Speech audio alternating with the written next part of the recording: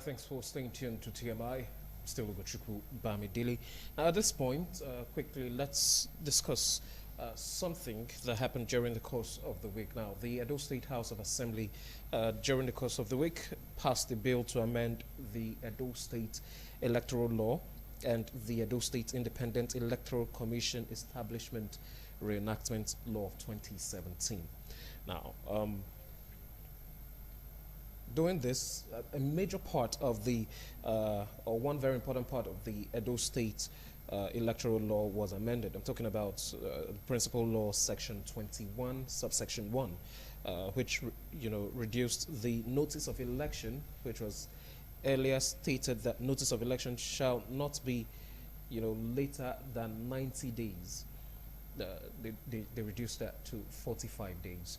Now, reasons given was the fact that they're trying to make for elections to hold between January and March, talking about local government elections, and it was something sent. It was sequel to the request of the governor Godwin Obaseki, which was contained in the letter signed by the secretary to the state government, Barrister Osaodionge. So it was given speedy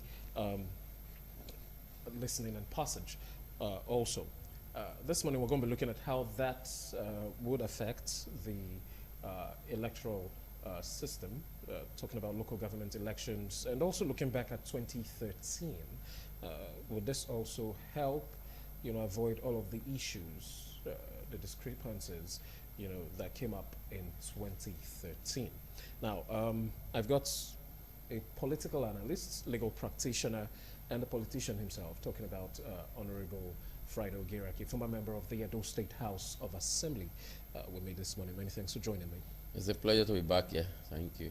Okay, and compliments of the season. Same to you, my brother. Okay. Honorable Samson Abu was also supposed to join me this morning on this discussion, so we have a very balanced and robust discussion of that. I'm hoping he's able to make it here in good time. In the meantime, we'll just start off, Barrister Friday Ogiraki. Looking at this change, members of the Edo State House of Assembly say it's, so that between now and March, there can be a local government election. What's your thought? Well, I think it's even late in coming, because you will find that for us in Edo State, governance at the level of the local government areas in Edo State have been dormant. Okay. Because ordinarily, by virtue of the provisions of the Constitution, local government administration ought not to be any other way other than democratically elected administration, as it were. But we have had a situation where from time to time, governors of states in this country have had to deal with local government administration the way it suits their whims and caprices. Okay. So that, like I said, from the time the last democratically elected local government administrations ended, their tenure ended, which was last year. Yes. Okay. We ought to have had a smooth transition to have some other set of elected representatives at the local government level.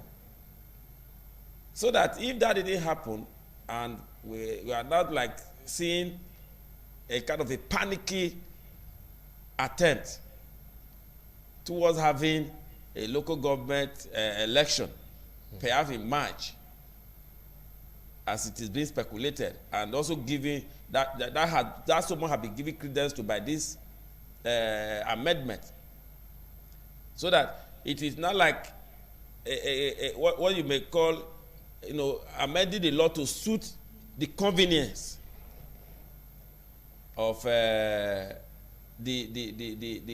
government at the state level, as it were. So that, like I said, there is already a breach fundamentally of the Constitution. From the time, like I said, the last elected representatives, their tenure ended to this time. Okay.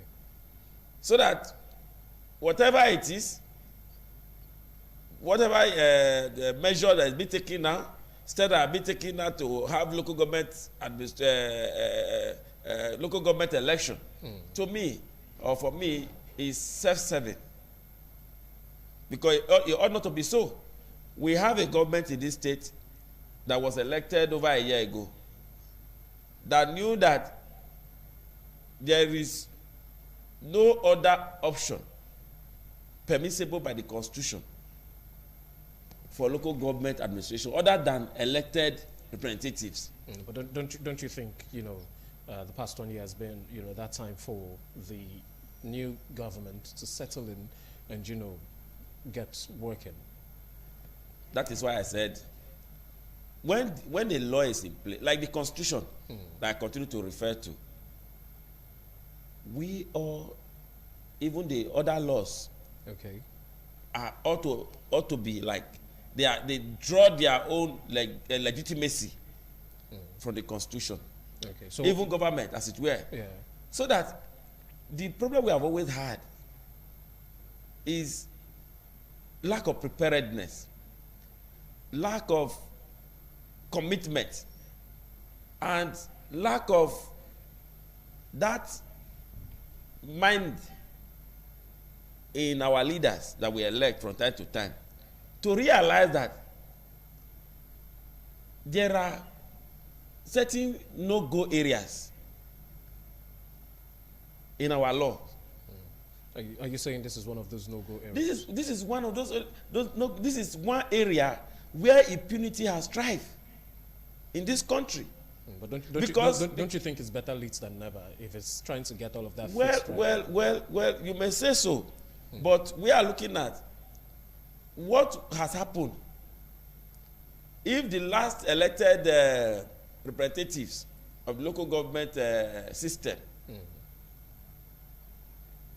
had their tenure ended over a year ago, and you have had some people who ordinarily ought not to have been in charge of local government by law or by the Constitution, who ordinarily they have no business taking charge of the governance of local government administration.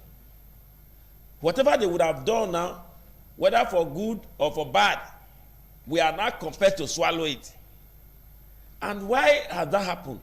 Because of the tardiness on the part of those who ought to be responsible, those who ought to know that this election ought to have held a long time ago.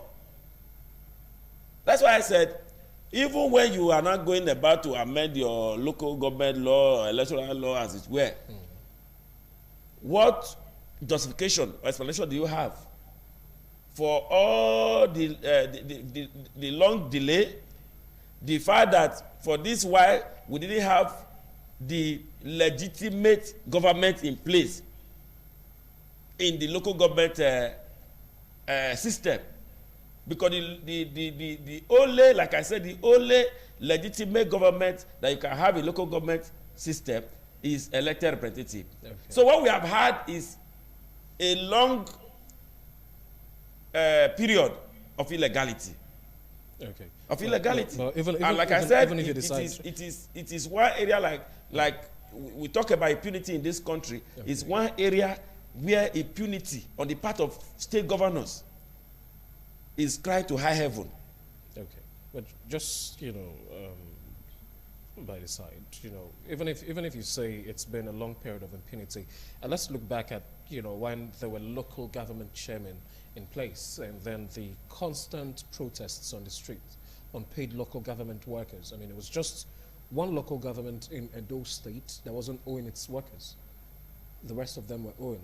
And then match that against what we have right now, where we don't see all of that protest, and then revenue generated by local government has also become better than it used to be to some extent. Wouldn't you also say that, yes, we've not had what constitutionally was supposed to be, But the persons holding the fourth they've also done some good. The Constitution remains the Constitution. Okay.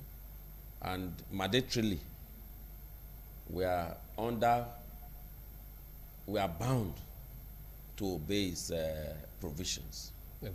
Until maybe there's an amendment, or maybe that law is replaced.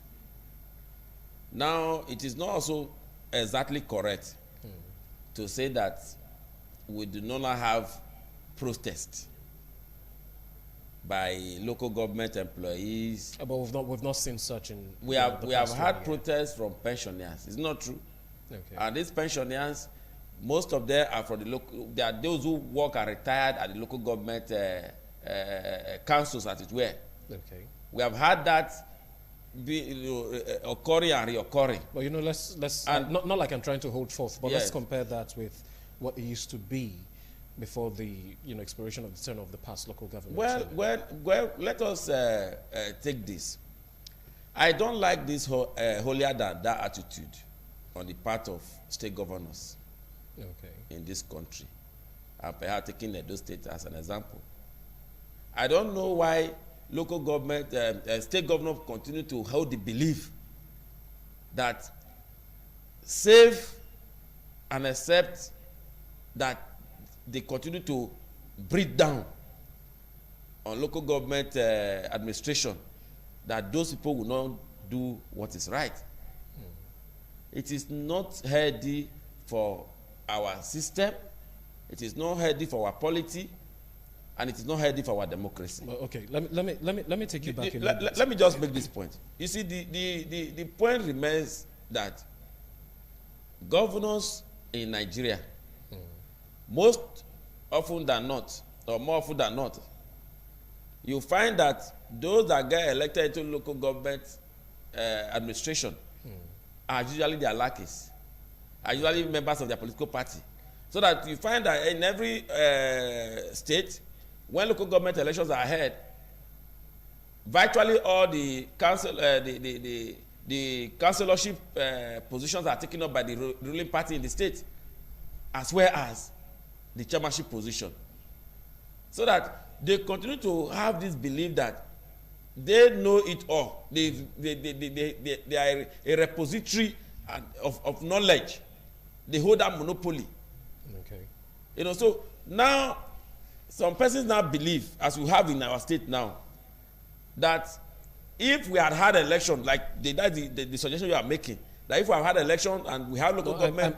I'm not saying if we have had elections. I'm saying at least let's give some credit to the guys that's held the fourth. Because what is happening now, is that you are having a direct control of the local government system by the state government, which is, like I said, inconsistent to the provision of the Constitution. It's a direct control because... Are you saying, or are you alluding that the heads of administrations at the various local governments right now are dormant? They are civil servants. They are civil servants. Compare that to when the person who is heading the local government council is an elected representative or elected chairman or elected councillor. It can never be the same. Okay. Now, many of the people in the local government will not have any basis, as it were, to even take the head of administration in the local government now to task on any issue. Because, as it were, the person is not so much answerable to them. Okay. He's answerable to those who employed him. He has masters.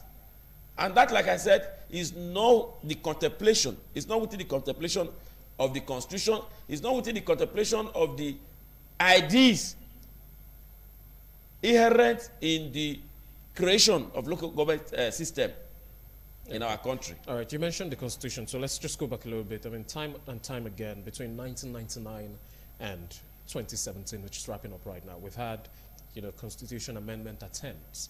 And one very prominent issue all the time we've had Constitution amendment attempts is the issue of local government autonomy. Now, at some point, you had the House of Assembly, Edo State, and I'm sure there was a time when there was a big move for local government autonomy while you were there? Not while I was there. Okay. In fact, it came before I came. Oh, okay. But let's because I'm bringing this up to say, we blame most of the time state governors, while elected members of state houses of assemblies have also not done their own part. If we think local government autonomy is very important, not making it an appendix of the state government, then the House of Assembly owe the people a duty, to have pushed for local government autonomy a long time ago. And, virtually all the houses of assembly in Nigeria, pushed that aside, said it wasn't important at the time. In fact, at the time that amendment came, let me say that I have the grace not to have been in the house at that time. I don't know perhaps what I would have done, because I don't want to sound. No, you can't say. I don't want to sound immodest here. Mm-hmm. But you see, this is the same state house of assembly in this country that rejected their own autonomy. They rejected autonomy that was already suggested and proposed in their own benefit, or to their benefit, by the National Assembly. Mm. And when it came, it's on record that our own those state houses of assembly, at that time, I think that is the assembly between 2007 to 2011. Yeah. I came in in 2011. Those state assembly at that period, material, was one of the houses of assembly in this country that rejected autonomy for itself. Much more local government. So it tells you the kind of character that you find in our legislative houses in Nigeria, as it were, particularly the state. Mm-hmm.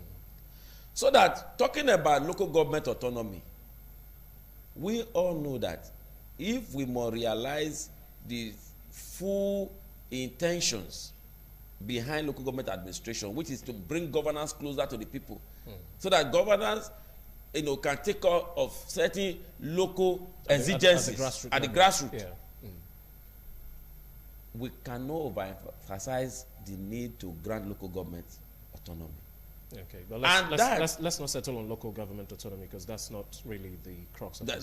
But look at it. And that will go again with how elections are conducted. Okay.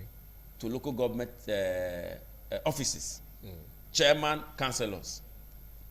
Before now, when the election were conducted by a central body outside of the governor's control, you could have a plumage of political parties forming the government at the different levels, different councils.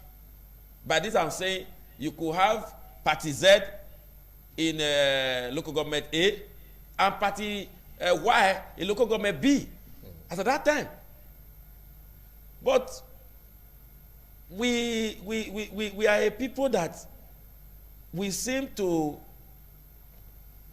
live in denial. We all know that it is not possible, as it were, to have an election in a society like ours, where from A to Z, all of the offices will be taken over or won, as it were, by one political party. Particularly when it relates to local government elections. Okay. So sometimes you even want to, like, why do we want to present ourselves as a hypocritical people? What is the need even expending so much energy? You have talked about, we have talked about this amendment now that the House of Assembly just passed. Man hour, time, resources that is where have been dedicated to that, with a view that perhaps election will be held. Okay. What is an election if that election is not credible? Okay, so that brings us to looking at what to expect, as we go into the year 2018, expecting that local government elections will hold. And then some persons have also argued that, this that was even amended, this principal law that talks about timing before the election that was amended. Some persons think that some more important things looking at the electoral law should have been touched on, instead of just this alone, as regards credibility of the elections and all of that. But what are we expecting? What should we be looking forward to as the local government elections draw near in Edo State? Well, that is where the person of the governor comes into question. Will he want to make a departure from what has been? Is he ready to be recorded in the golden pages of history as a governor who is prepared to guarantee free and fair local government election? All of that, like I said, boils down on what the governor stands for. If he's going to be like all of the other governors we have seen, who believe that a winner takes all, like I said, proposed amendment, maybe in the days ahead, you are going to see maybe the commission, those state independent electoral commission be reconstituted, with some people brought to a panel to oversee the elections it were. And you are going to see if it's already done in the appropriation bill or law, as it were now, that appropriation has been made, budgetary appropriation has been made for local government election. That money that the commission will use for the election, and that is our own money, taxpayers' money. So that if all of that is that was saying that the ruling party in the state have their people, is just to like more or less like a hollow ritual, a hollow ritual that is not just towards actually achieving substance, but to give the people the impression that we have had an election. And people do not really see the real idea and philosophy behind the election. If at the end of the day, you have all of the persons belonging to the ruling party forming the government at the local government level, you are going to see loss of versatility. You are going to see loss of competition. Well, let's hope it doesn't happen that way. That's what I'm saying. That's what I'm saying. That Governor Godwin Obaseki has an opportunity, a lifetime opportunity, a golden opportunity, beckoning on him now to ensure that there's a level playing field for everybody, that the resources of the state is not deployed to support and aid a particular, his own party as it were, to whether they win or not, from the government at the local government level as it were. You know, we have one sad history in Edo State, the Uromi electoral saga, where for about 2 or 3 times an election was conducted, and the people at all time threw their weight and support behind one particular candidate at that time, who unfortunately was not a member of the ruling party at the state. While elections were still being conducted, the result yet unannounced at the level of the local government, the Eastern Northeast, as it is called. Elections result were now announced in Benin, and a winner was declared, as it were. Well, let's hope we don't have all of so that. We are saying that we should not have a repeat of that kind of incident. All right. We want the government to allow free and fair local government election. All right. Because the state will be the winner if at the end of the day the will of the people is allowed to prevail. All right. Not the will of one individual. Because we all have limitations. Nobody, no matter how highly placed, has a monopoly of wisdom or knowledge, and has the monopoly to be able to decide the fate of others. That is why the right to self-determination is embodied even in international law. All right. Okay. I'm going to say thank you very much, Barrister Friday Ogeraki, for your time this morning. It's a pleasure to be back here. All right. TMI continues shortly. Quickly, one of our sponsors for our up-and-coming event, right here on independent television and radio, will be joining me to talk about that in just a bit. Do stay tuned.